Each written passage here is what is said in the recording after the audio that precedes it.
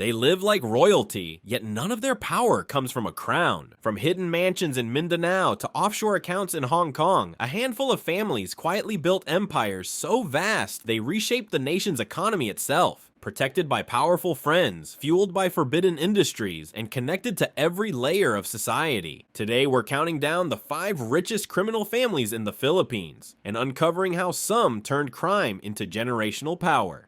Number 5. The Kuratong Baleleng Syndicate, from soldiers to shadows. They began as patriots. In the late 1980s, the Kuratong Baleleng wasn't a crime family at all. It was a paramilitary force funded and trained to defend Mindanao's rural communities from insurgent attacks. They wore uniforms, carried government-issued weapons, and were even celebrated as local heroes. But when the wars slowed down, their influence didn't fade. It multiplied. As their commanders realized that power itself was the most profitable weapon, the group quietly shifted from fighting rebels to controlling trade routes and local economies. By the early 1990s, they had morphed into a sprawling underground network that moved everything from contraband goods to protection rackets across the southern islands. They no longer needed government paychecks. They had built their own system of income, loyalty, and silence. What makes their story chilling isn't what they took, it's what they became. The Kuratong Baleleng turned their former military discipline into an empire blueprint. They organized in cells, ran operations like military units, and used legitimate businesses, shipping firms, farms, and even construction companies, as fronts to move money without suspicion. At their height, reports claimed they collected taxes from entire towns, acting as a shadow government. People paid for protection, permits, and peace, all under their authority. Their money didn't just stay in Mindanao, it flowed upward into political campaigns, real estate developments, and investments in Manila. Rumors spread that their influence reached into the very offices meant to stop them, allowing cases to vanish and witnesses to go silent. Every crackdown looked decisive on paper, yet months later, the same operations reappeared under new names, new owners, but the same loyal network. Even after high-profile raids and arrests, fragments of the organization survived, carried on by relatives and trusted lieutenants who diversified into shipping, agriculture, and finance. Their public image softened, no longer fighters or smugglers, but businessmen and philanthropists funding community projects. Behind that new reputation, though, their old power structure quietly lived on. Today, the Kuratong Baleleng stands as one of the most enduring transformation stories in Philippine history. Proof that when crime learns to wear a uniform, it can outlast almost anything.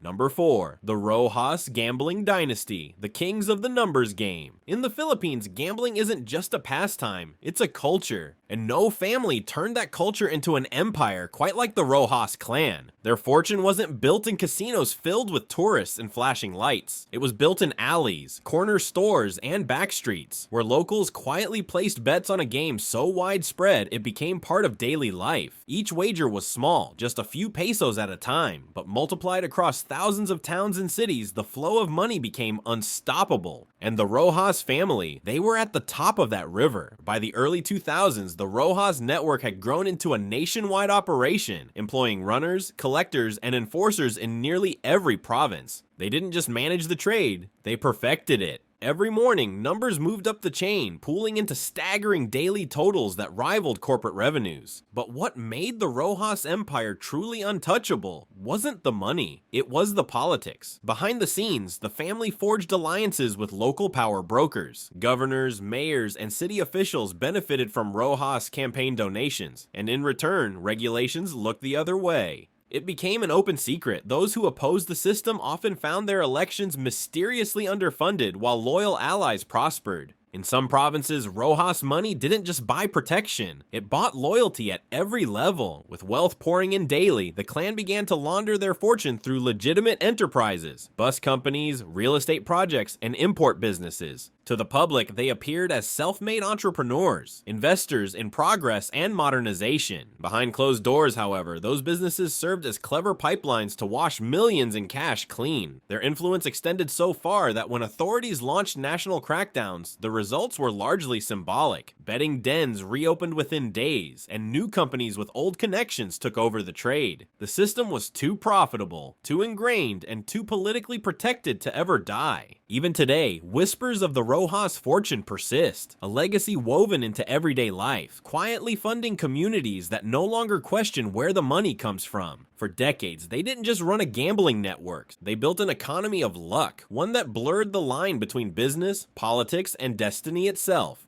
Number 3. The Espinosa family, the blueprint for hidden fortunes. In the Visayas region, one name still echoes through police reports and political circles alike: Espinosa. For decades, this family was whispered about as the blueprint for how wealth, politics, and secrecy could merge into one unstoppable force. Their story begins not in the streets, but in City Hall. The Espinosas built their fortune during a time when money and politics were nearly inseparable. What started as small-town entrepreneurship quietly grew into a network of construction firms, hotels, and logistics companies that masked an invisible empire. To the public, they were respected, pillars of the community who funded festivals, sponsored scholarships, and built roads. But behind the generosity was a machine that moved cash faster than most banks. And when power hides behind public service, who's left to question it? At the center of the family stood Rolando Espinosa Sr., a mayor who became both a leader and a symbol of contradiction. Under his tenure, business boomed, influence expanded, and the family's financial footprint spread across the region. But with prosperity came scrutiny. Rumors of offshore accounts, shell companies, and unexplained revenues began to surface. Local authorities launched investigations, yet progress was slow. Each case seemed to dissolve under the weight of connections and missing evidence. In the mid-2000s, the family's quiet empire finally drew national attention. A controversial police operation inside a detention center ended with the elder Espinosa's death, an event that sent shockwaves through the country and raised questions that remain unanswered. Official explanations changed, reports conflicted, and the truth, if it ever existed on paper, vanished behind layers of bureaucracy. Even after public outrage and media coverage, the Espinosa network didn't vanish. Instead, it shifted underground. Allies, business partners, and extended relatives allegedly continued moving money through real estate projects and regional construction contracts. The names on the paperwork changed, but the structure stayed eerily familiar. Today, the Espinosa legacy serves as a cautionary tale of how power can survive even after the headlines fade. They may no longer dominate the news cycle, but their wealth and the blueprint they left behind still shapes how underground empires hide in plain sight.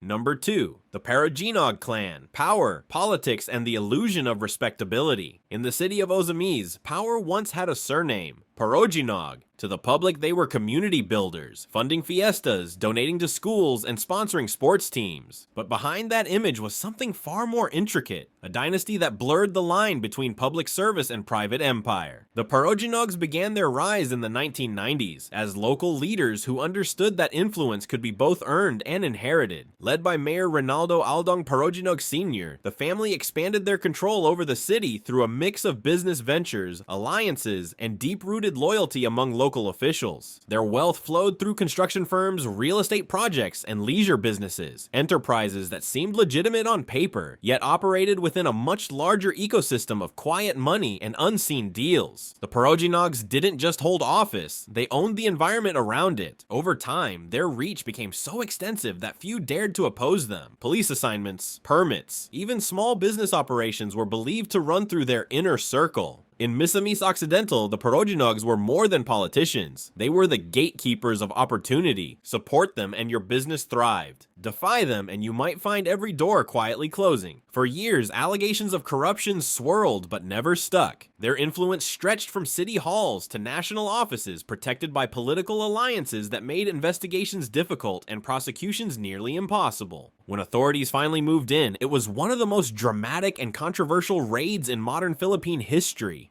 A flashpoint that marked the collapse of their public image and the end of their political dominance. Yet, even in their downfall, the Parojinog legacy didn't fully disappear. Loyal allies and extended relatives allegedly retained fragments of their business networks, preserving the wealth they had built over decades. Today, many in Ozamis still remember them with a strange mix of fear, fascination, and nostalgia, a reminder that true power often leaves a shadow long after it's gone.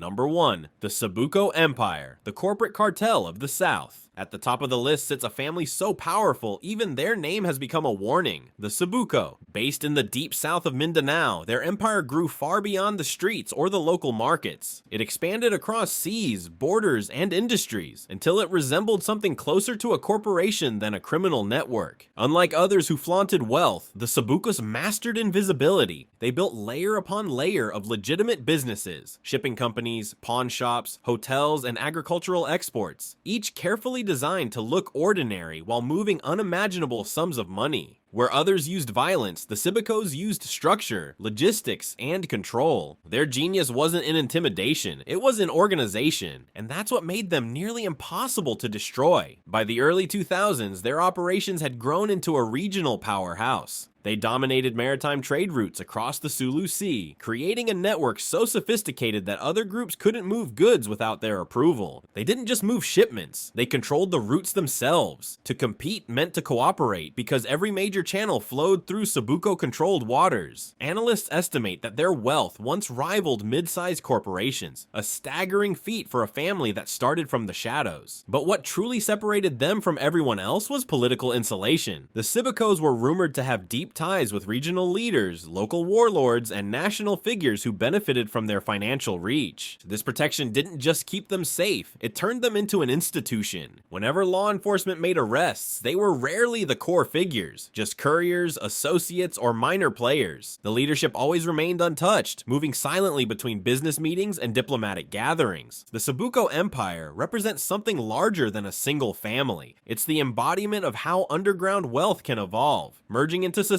until the line between corruption and success becomes impossible to see. In the southern Philippines, the name Sabuko has become both a myth and a message that true power isn't loud and true wealth doesn't need to hide, because it's already everywhere.